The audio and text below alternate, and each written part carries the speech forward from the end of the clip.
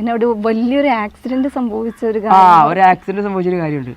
അതെങ്ങനെയാന്ന് വെച്ച് കഴിഞ്ഞാൽ ഞാനൊരു ദിവസം മാർക്കറ്റിലേക്ക് പോയിക്കൊണ്ടിരിക്കുക, ഒരു രാത്രി 8 മണി സമയത്ത് ചാലക്കുടി മാർക്കറ്റിലേക്ക് പോയിക്കൊണ്ടിരിക്കുന്ന സമയത്ത് ഡി സിനിമാസിൻ്റെ പാലം. അപ്പോൾ അന്ന് ചെറിയ തോതിൽ മഴ പെയ്യുന്നുണ്ടായിരുന്നു. അപ്പോൾ ഈ മഴ പെയ്യുന്നതുകൊണ്ട് തന്നെ ഞാൻ സാധാരണ ഹെൽമെറ്റ് ഇടാറില്ലേ പോകുമ്പോൾ. പക്ഷേ അന്ന് ഞാൻ എന്തോ ഭാഗ്യത്തിന് ഹെൽമെറ്റ് ഇട്ടു. അപ്പോൾ ഞാൻ അധികം സ്പീഡിലൊന്നുമല്ല പോകുന്നത്. അത്രയും സമയം എത്തിയപ്പോഴേ ആ പാലത്തിൻ്റെ ആ ഇറക്കം എത്തിയപ്പോൾ ഒരു പയ്യൻ എൻ്റെ റൈറ്റ് സൈഡിൽ കൂടെ ഇങ്ങനെ കട്ട് ചെയ്തൊരു കയറി ഇവൻ ആ ഡി സിനിമാസിൻ്റെ അവിടെ എന്തോ DJ നടക്കുന്നുണ്ടായിരുന്നു, ഏതോ സിനിമയുടെ പ്രൊമോഷൻ്റെ ഭാഗമായിട്ട്. ഇവൻ ഈ DJ കണ്ടപ്പോൾ ഇതിങ്ങനെ എത്തി നോക്കിയിട്ട് ഒരു ചവിട്ടം അങ്ങോട്ട് ചോട്ടി. പക്ഷേ ഇവൻ്റെ പുറകിൽ ഞാനായിരുന്നു, എനിക്ക് ബ്രേക്ക് പിടിച്ചിട്ട് കിട്ടിയില്ല, എൻ്റെ ഫ്രണ്ട് ബ്രേക്ക് ഇല്ലായിരുന്നു. ഞാൻ അവനെ ഇപ്പോൾ ഒരു ഒറ്റ ഇടി അങ്ങ് ഇടിച്ച വഴിക്ക് ഞാൻ വീണു. അവൻ ആ ഇടി കൊണ്ട വഴിക്ക് അവൻ്റെ വണ്ടിയുടെ സ്പീഡ് ഒന്നുകൂടി കൂടി, അവൻ നേരെ അങ്ങോട്ട് പോയി. പക്ഷേ വീണ വഴിക്ക് എന്താണെന്ന് വെച്ചാൽ എൻ്റെ കാല് ഹാൻഡിലിന് ഇടയ്ക്ക് ലോക്കായിപ്പോയി. എനിക്ക് വണ്ടി തള്ളാനും പറ്റുന്നില്ല, ചവിട്ടിയിട്ട് നീങ്ങുന്നില്ല, ഉന്താനും പറ്റുന്നില്ല, ഒന്നും പറ്റുന്നില്ല. അപ്പോൾ എനിക്ക് മനസ്സിലായി. കാരണം ഞാൻ ഡിവൈൻ്റെ പാലിറങ്ങിയപ്പോൾ തൊട്ട് ഒരു കണ്ടെയ്നറിനെ ഓവർടേക്ക് ചെയ്ത് വന്നത്. ആ കണ്ടെയ്നർ നല്ല സ്പീഡിലാണ് വന്നത്.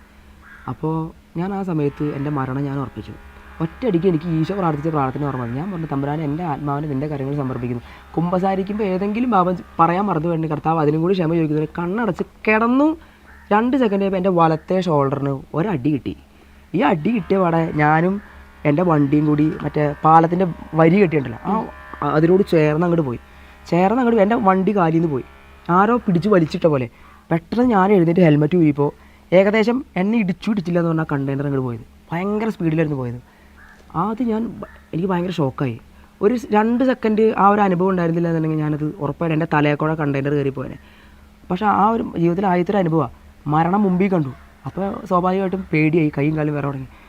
എങ്ങനെയോ മാർക്കറ്റിൽ പോയി ബില്ല് ക്ലോസ് ചെയ്ത് ഞാൻ തിരിച്ച് എൻ്റെ വീട്ടിലേക്ക് വരുമ്പോൾ അന്നനാട് പള്ളിയിലൊരു മാതാവിൻ്റെ ഒരു കപ്പേളയുണ്ട്. ഞാൻ അവിടെ നിർത്തി. കാരണം ജപമാലയോട് ആ സമയത്ത് എനിക്ക് ഇഷ്ടം കൂടുതലായി. കാരണം അമ്മയുടെ കപ്പേള എവിടെ കണ്ടാലും അവിടെ ചവിട്ടി. അവിടെ ഞാൻ കുറച്ച് നേരം ചവിട്ടി ഞാനവിടെ ഇരുന്നു ഒരു 5 മിനിറ്റ് റിലാക്സ് ചെയ്തതിന് ശേഷം ഞാൻ എഴുന്നേറ്റു വണ്ടി എടുത്ത് ഒന്ന് മൂവ് ചെയ്ത് തുടങ്ങിയപ്പോൾ വീണ്ടും മഴ പെയ്തു തുടങ്ങി. ഈ മഴ പെയ്തു തുടങ്ങിയപ്പോൾ എൻ്റെ ഹെൽമെറ്റിൻ്റെ ഗ്ലാസ് പകുതി ഓപ്പണാണ്. അപ്പോൾ ഈ ഗ്ലാസിൻ്റെ ഇടയിൽ കൂടെ ഇങ്ങനെ വെള്ളം തെറിക്കണ കാരണം നമ്മുടെ കണ്ണിങ്ങനെ മങ്ങിക്കൊണ്ടിരിക്കും. പെട്ടെന്ന് ഞാൻ ഒരു 10 സെക്കൻഡ് ഞാനൊരു കാഴ്ച കണ്ടുള്ളൂ. പെട്ടെന്ന് ഞാൻ കാണുന്നത് ഒരു ഭയങ്കര ഒരു ഹൈറ്റിൽ ഒരു മനുഷ്യൻ്റെ വെള്ളം ഇങ്ങനെ തിളങ്ങുന്ന ഒരു മനുഷ്യൻ്റെ രൂപം. അതുപോലെ തൂവലിങ്ങനെ അടുക്കി വെച്ചേക്കണം 2 ചിറക്. ഈ ചിറക് ഇങ്ങനെ പുറകിലേക്ക് അടിക്കും. ഇതിൽ നിന്നാണ് വെള്ളം എൻ്റെ മുഖത്തേക്ക് വരുന്നത്. പിന്നെ ഇങ്ങനെ ഒരു വെള്ള വലയം എൻ്റെ സൈഡിൽ പോയി. ഞാൻ നോക്കുന്ന സമയത്ത് ഇതേ രൂപം എൻ്റെ 2 സൈഡിലും അത് ഞാൻ നോക്കുന്ന സ്ഥലത്തേക്ക് ഈ രൂപമുണ്ട്. പെട്ടെന്ന് എനിക്ക് പേടിയായി. കാരണം ഇതും ആദ്യത്തെ അനുഭവം കാരണം ഇത് വല്ല പ്രേതമാണോ എന്നൊക്കെ ഞാൻ പേടിച്ചു. അങ്ങനെ ഞാൻ വീട്ടിൽ വന്ന് വേഗം കുളി കഴിഞ്ഞാൽ എനിക്കൊരു പ്രാർത്ഥനാ മുറിയുണ്ട്. ഞാൻ അവിടെ കയറിയിരുന്ന് അവിടെ നിന്ന് പ്രാർത്ഥിക്കുന്ന സമയത്ത് അന്നാണ് സങ്കീർത്തനം 91 ഞാൻ വളരെ ഉള്ളി തട്ടിക്കൊണ്ട് ഞാൻ വായിക്കണത്. ശരിക്കും അന്നാണ് ആ വചനഭാഗം എനിക്ക് ശരിക്കും കിട്ടുന്നത്. അന്ന് എനിക്ക് 2 വചനങ്ങളാണ് കിട്ടിയത്. ഒന്നാമത്തെ വചനം, ദൈവഭക്തരുടെ ചുറ്റും കർത്താവിൻ്റെ ദൂതന്മാർ പാളയമടിച്ച് സംരക്ഷിക്കുന്നു. രണ്ടാമത് കിട്ടിയൊരു വചനമാണ് സങ്കീർത്തനത്തിലുണ്ട്, നിൻ്റെ വഴിയിൽ നിന്നെ കാത്തുപാലിക്കാൻ ഞാൻ എൻ്റെ ദൂതന്മാരോട് കൽപ്പിക്കും. ഈ 2 വചനം കിട്ടിയപ്പോഴാണ് ദൈവത്തിൻ്റെ സംരക്ഷണത്തെക്കുറിച്ച് എനിക്ക് മനസ്സിലായത്. അത്രയും നാളെ എനിക്ക് അതായത് മാലാഖമാരൊക്കെ ഉണ്ടെന്ന് പറയുന്നെങ്കിൽ നമ്മൾ കണ്ടിട്ടൊന്നുമില്ലല്ലോ.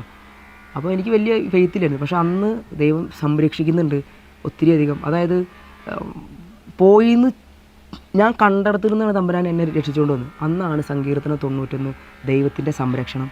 അത് ഞാൻ ആദ്യമായിട്ട് കണ്ടു. പിന്നീട് സങ്കീർത്തനം 91 ഞാനൊരു പാട്ടൊക്കെ മാറ്റി. അത് ഞങ്ങളിങ്ങനെ ജീസസ് യൂത്തിൻ്റെ ഒരു പ്രോഗ്രാമൊക്കെ വരുമ്പോൾ ഞങ്ങളെ ഇടയ്ക്കിട്ട് പാടും.